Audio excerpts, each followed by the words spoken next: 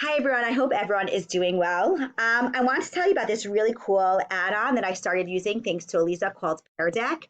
Pear Deck is a great way of making your slides a lot more interactive and also enabling classroom participation in a way that will not be necessarily disruptive, but will a way that be engaging and help the students learn even more. So Pear Deck is actually an add-on. You just kind of click on add-on, search for get add-on, you would search for Pear Deck, and then Pear Deck would then appear every single time that you open up your slides. So I'm actually going to click on Pear Deck. What you basically do is that you intersperse throughout your slides, interactive slides.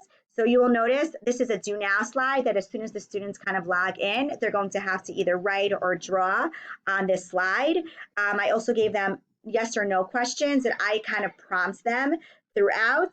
I have an interactive slide which has them come up with their own simile and multiple choice and stuff like that.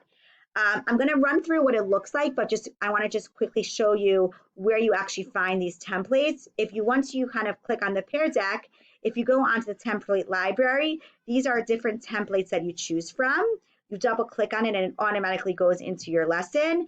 And then to actually make that question interactive, you double click on text, choice, number, or whatever you may want, and then you could actually adjust your choices. So for example, for choice, if I don't want it to just be true or false, and I want to change it to, let's say, simile or metaphor, I can do that as well.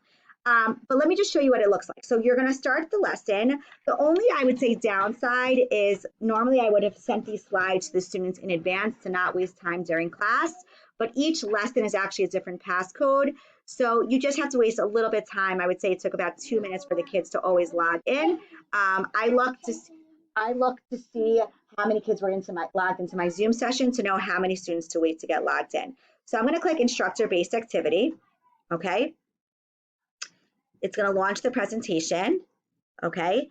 It's very important that you actually use it from teacher view, and I'll show you what I mean in a moment. So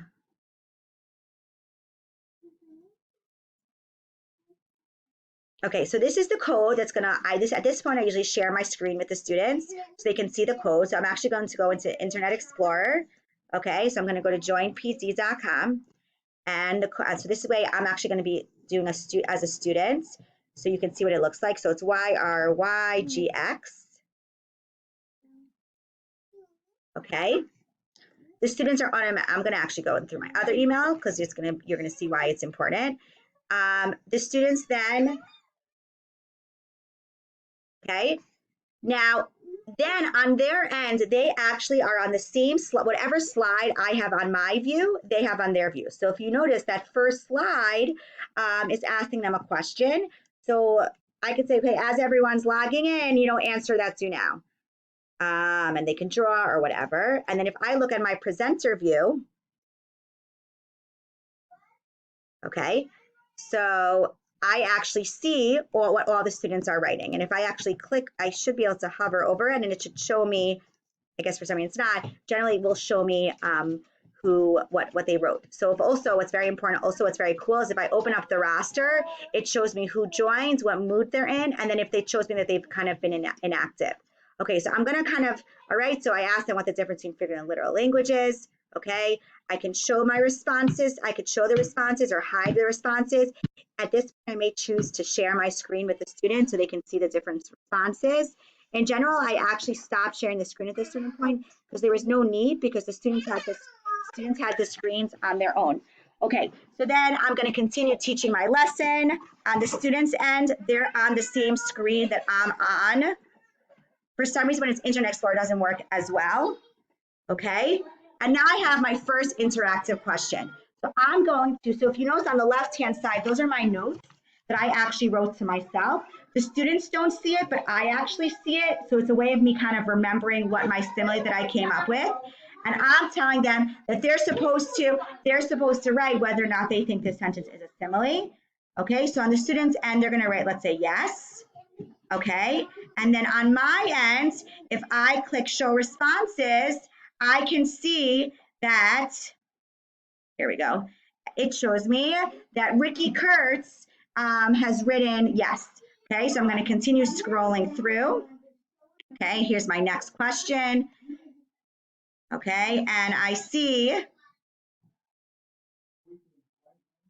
sorry, I see that it's raining cats and dogs. Ricky Kurtz once around wrote that it's not a simile. Okay, scrolling through, and now I want them to,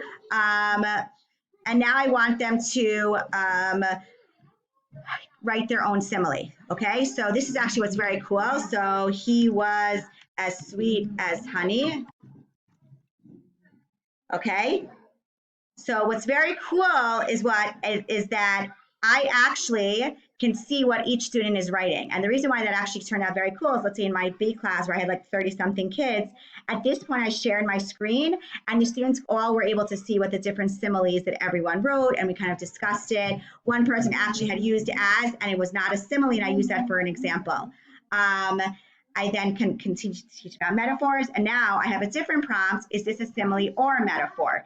So you were as brave as a lion. So the student should write, you were as brave as a lion is a simile. Again, on my end, I can see that Ricky Kurtz wrote that it was a simile. Okay, I then have what type of figure language is being used. Okay, it's raining cats and dogs. The students have to decide is it a simile, metaphor, or none. In this case, it is none. And again, I can see Ricky Kurtz wrote one, none, and then it also shows me how many people responded. On the bottom, it lets me know how many responses there are. I could show responses. I could also lock screens if they can't do anything. I don't remember if I mentioned this. They could also, as I'm teaching, I could actually add a new prompt as well, which is also very helpful. If I realize, oh my gosh, I want to do a KWL chart in the middle of class, I can actually like immediately add it in. It definitely takes a little bit more time to prep your lessons. The feedback I got has been extremely positive. I felt like the energy was there. Students were not just kind of, imagine it's like doing a Kahoot all day, where the fact that the kids are actively engaged throughout the lesson is a really quick way of me assessing, did they get it, did they not get it? And I just felt like it was interesting. If you want to kind of find out more about it, feel free to reach out and have a great day.